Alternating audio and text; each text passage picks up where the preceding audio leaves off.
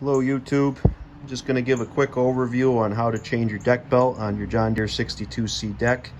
This is a shaft driven deck off of John Deere 2305. Obviously I would not attempt this while it's on the machine for multiple reasons. I'll give you the part number. That is for this deck in particular. So you verify your deck size, part number, etc. before attempting this. Your first step is going to be to remove your spring tension. You just use a spring tension removal tool or whatever you got to safely remove that spring off that hook. That'll relieve your belt tension. Then you can come over here. 1, 2, 3 nuts will allow you to lift off this step. And then the shroud over on this side. You've got one nut here, another here.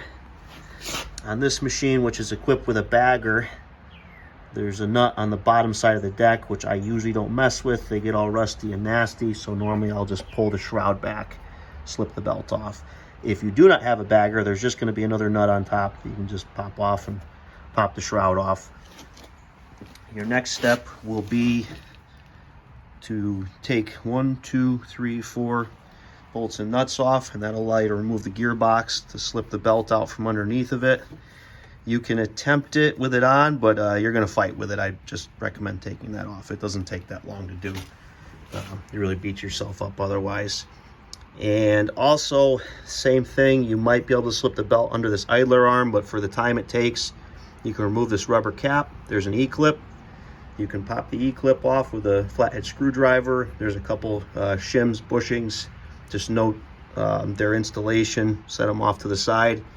You can just lift this up at that point, slip the belt out from under it, install your new belt, and drop this back down, and just make sure you assemble everything properly. You shouldn't have any leftover parts when you're done, except for the old belt. And then you can just reverse order on everything. And the other thing I just recommend doing before you start is just take a picture or write down your belt routing information. This one does not have a sticker showing it. Maybe it did at one time and it fell off, but once you take it off of there, it might start looking a little different.